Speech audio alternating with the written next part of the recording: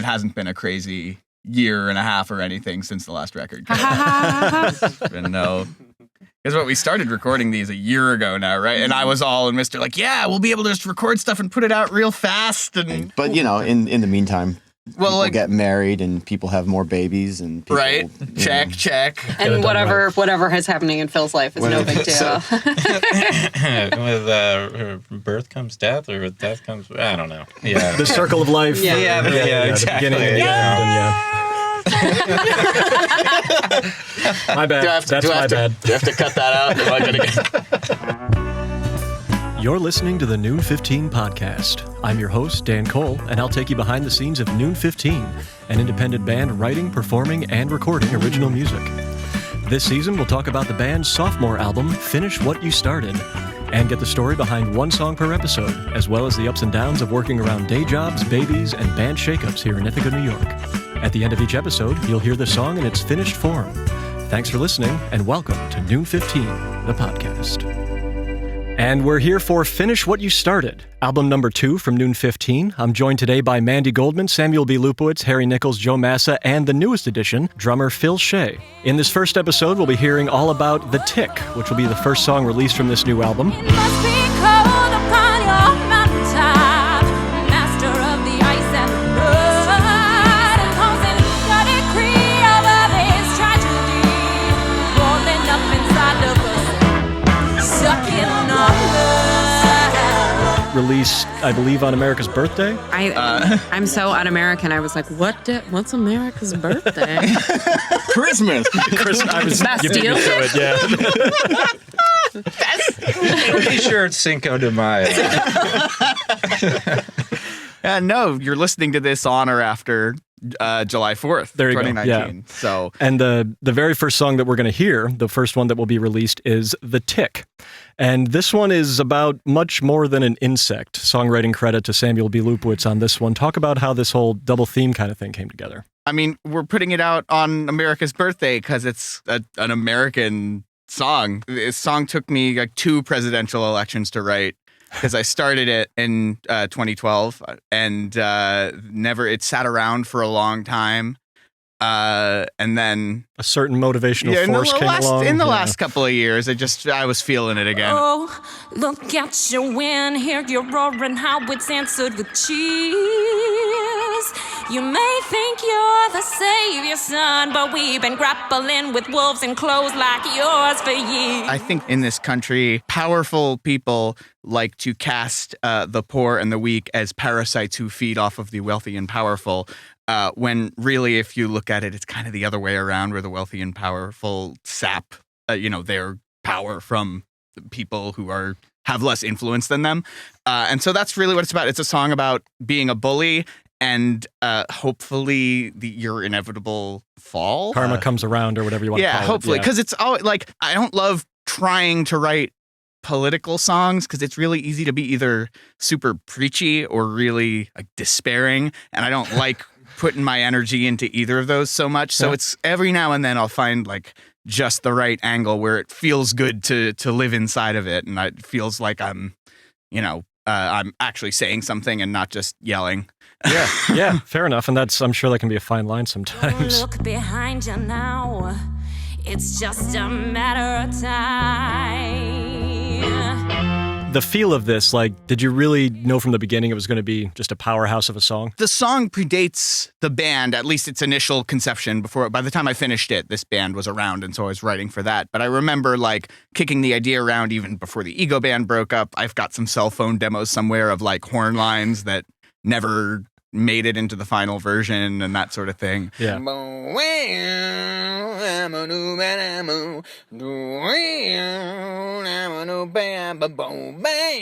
2012 was the first time I saw the band Sister Sparrow and the Dirty Birds. I saw them do a song called Hollow Bones. That was a similar sort of Zeppelin-y, sludgy blues rock song. Bring me money, pay my fare, drive a little faster, lose that trail.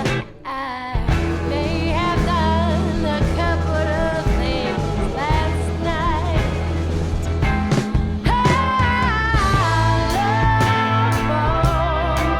And I remember that was sort of the initial inspiration and didn't make it so much into the influence of this band in the first record. It was more the like funk and pop and soul kind of side of what we do. So I was really happy. You know, we've been playing this tune for a while, but I was happy to finally get a track, especially with Phil playing drums. And there are a couple of fills that really just like, it's just what needs to happen to push it up to that next dynamic level. Well, you know, I'm always asking you to like play more shit. So. Yeah. Yes, you are. Sam loves the drums. So let's add a beat to this measure right there. Yeah.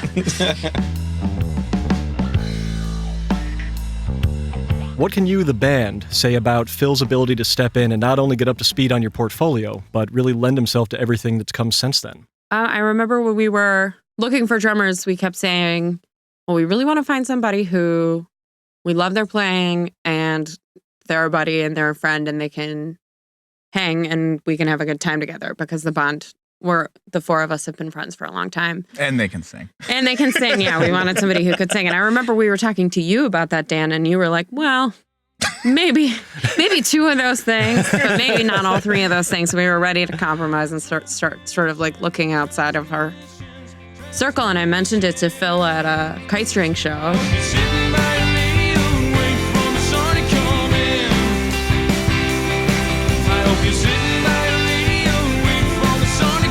And he said, well, you know, I could play in more than one band. And then from there on, we were... Everybody else here does, right? So right. From the first rehearsal, it was very clear that Phil was the right drummer for us. Very nice. And so, Phil, like we mentioned, you've been involved with kite string for quite a while now. What was it about Noon 15 that made you want to take on another project? Well, I think first and foremost, it was the people that are in Noon 15. Of course, music as well, but yeah, the people first, because I've been in bands that seem effortless, right? And it's just fun. And then I've been in bands where it's like every rehearsal is work, every interaction is work.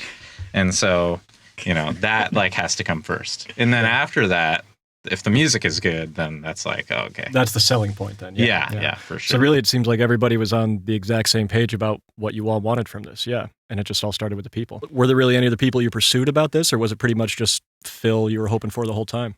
There were thoughts we had. We talked to a few people, I think. But nothing really clicked. And we had like a worst case scenario, a couple of people that we were talking to. Right. Definitely not going to mention names. But you know who you are, I think. Yeah. Oh, they know. Shout out to Carl. Carl, we hate you. We dedicate this album to Carl.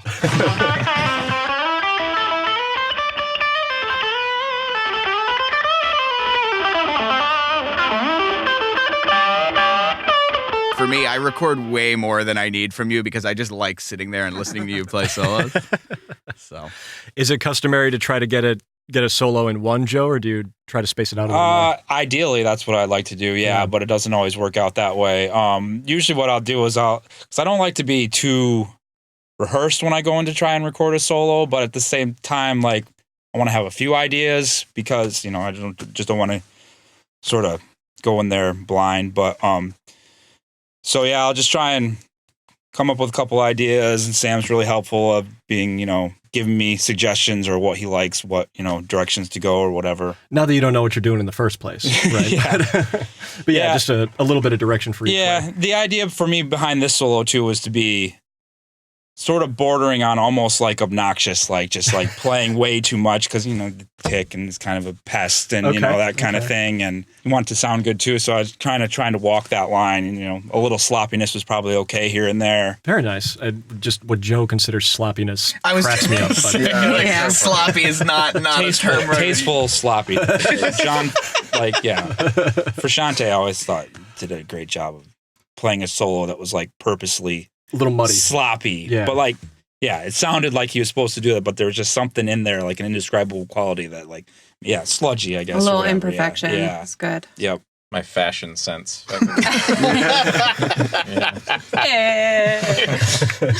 And when you topple, hear the deafening thud. How to survive when all your life you just been sucking up blood.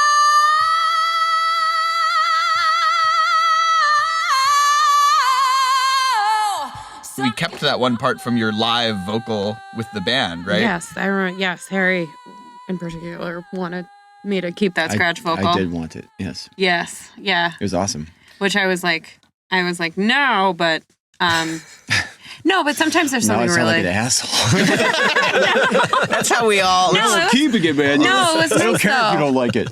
It's nice though because I'm a second guesser, so I'm trying to change the way that I approach recording in the studio because a lot of the time I'll come in and I'll be like, this has to be perfect and each line has to be exactly how I want it, but that can really inhibit cohesive performance. So when we lay down the scratch vocals, I'm just singing how I would live, and there was something about the way that I attacked that crazy high belt part live that just doesn't come out when I'm not with the band. The note came out, but not that there was some grit and some passion to it. You That need to feel everything else behind you. yeah, exactly. And I like singing live the best. Sucking our blood away.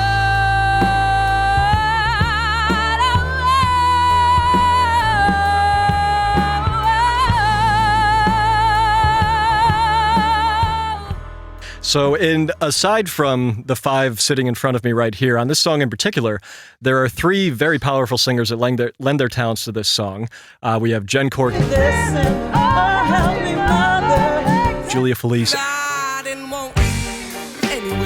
and Amanda Massa I'll meet you there and I will follow you everywhere. on background vocals, but that's the extent of the outside help, at least on the part of the album that we're familiar with right now. Volume 1 featured a number of horn and string players on various songs. Was it a conscious decision to do that less here, or? I don't think it was a conscious decision, really. I think we've got a lot of songs now that we've been playing for a while. I think it just felt right for this song. The band had it, but we wanted some more voices on it. I don't know. Maybe that was just my idea. I don't know if I consulted on that. Well, but we mentioned the powerhouse idea before, and these are that's what these ladies bring to this too. It's some power For sure. Sucking our blood, sucking our blood, sucking our blood. I had wondered if maybe it had anything to do with you're trying to cut back your mixing load or anything like that, but that doesn't seem like your style. Either. No, if that would be a smart thing for me to do. Sam is kind of carrying on with recording and mixing and doing all of that here. I mean, what can any of the rest of the band say about how valuable it is having a band member who just handles all that? Oh, thank goodness. Yeah. The first EP would not have been made. Honestly, I think getting through that first EP was kind of an important thing for this band. And so I honestly don't know. I'd obviously still be playing with these guys, but just as far as like our momentum and what it would feel like if we didn't have Sam to step in there when, we didn't have like tons of money to go into like a nice studio and Sure. all that stuff. And it felt nice to like just get it started, you know, earlier on rather than later. So it was just good for momentum building for that. And, continuing into this with the current recordings, it's great. He gets better and better at it the more he does it. And, things just sound really good. The moment someone says like this could really be a lot better if someone else took over, I'm always sort of waiting for that, and it just hasn't come yet. So Well, it's nice for us to have the opportunity to do that because we don't get to to have that much creative control over our own stuff is kind of nice for us. We get to really make a lot of decisions. We get to take our time and do things when it's convenient for us, which is you can never do that even at the best studio, the place where you want to go, where you love the engineer and you love the production. You don't get to do it on your own timeline. So that's really, really nice. Especially at $200 an hour or whatever. Right, exactly. I want to make sure also that we shout out Chris Ploss from Sunwood Recording out in Trumansburg, New York, who mastered the tracks. And also he did a couple last minute tweaks that I think I had the mixes kind of 90% there, which is a huge achievement for me. But the last 10% that he did cleaning up some of my mess was a big help. I think this is my favorite New 15 song to sing. Good lyrics, very good lyrics. Oh, thanks. Yeah. That's what's real pissed off. It's fun to play too. I remember, I feel like every time we play it out, I'm always like, get ready out there, audience. I know I've said that a couple times. I'm always thinking it. Well, it's nice that we can now say, get ready out there, audience. And because I don't know, I feel like it took us a long time to master that song. Like we're always trying to like. It's one of those things like yeah, to get it to like swagger and not be too fast, but not be Dirgy. sleepy. Yeah, and now it's funny because I used to think about that all the time when we played this song, but I don't think about it at all now. It just works. I feel that it's like everything that you've got. You know, that it just all comes out on that song. It's a nice little metaphor for the band, I think. It's got a lot of the soul, it's got a lot of the heart to it, but it's also just like a little bit odd. It's like a little bit heady, that it's a song that's really essentially a metaphor. That's very like... That's fitting too. English majory, like the three of us who write songs for this band are all very like literary folk, so. That little bit of... That's heady also in the sense that there's that like 7/8 bar just in the intro. Exactly. What is it we hear at the end of the tick, that pre-recording? Oh, it's a little soundbite from a television show that I thought was thematically appropriate.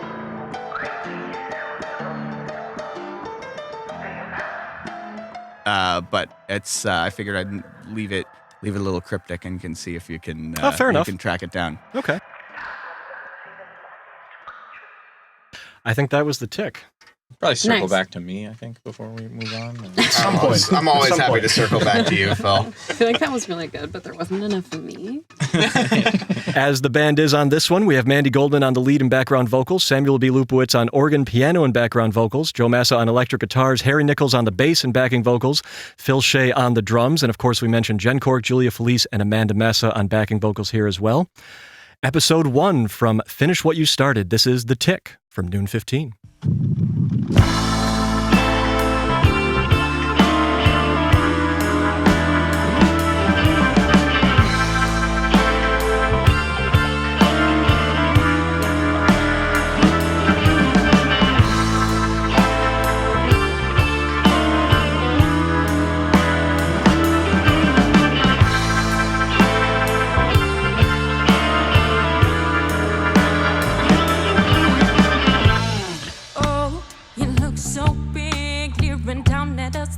On your floor, but if you pull the curtain back, it's the same little nobody we've seen before.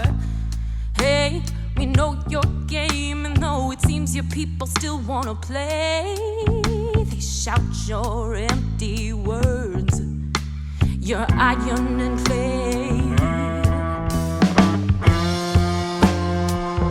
And you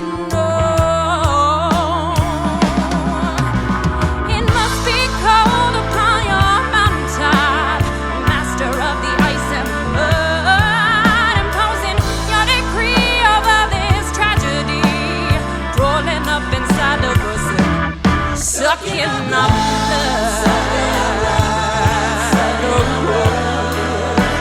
oh, sucking up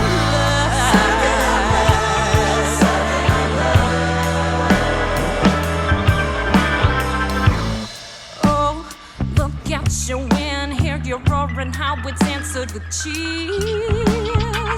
You may think you're the savior, son, but we've been grappling with wolves in clothes like yours for years.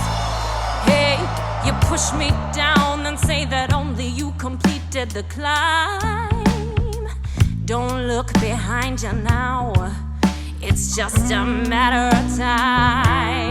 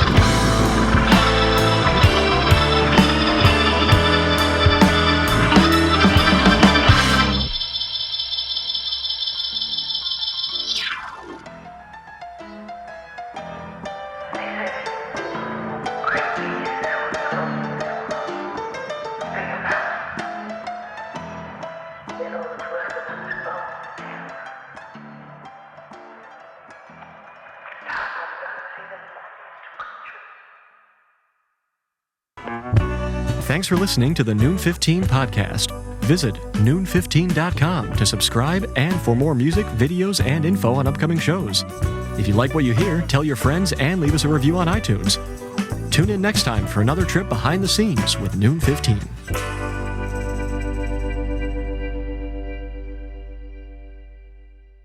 When you said it was like an American song, I was like, yes, Americans suffer from many tick-borne diseases. They're discovering more every day. Did you know you can develop a meat allergy from a tick bite? Which is my fucking That's a nightmare. Being allergic to meat would The be doctor the was worst. just like, you can't listen. You're allergic to meat now, and you're allergic to alcohol. I'd be like, just kill me. I guess I'm just gonna, I'd be like, I'm just gonna go home. I'm gonna set myself out a bottle of whiskey I'm gonna go down and a dry aged blaze of ribeye. glory.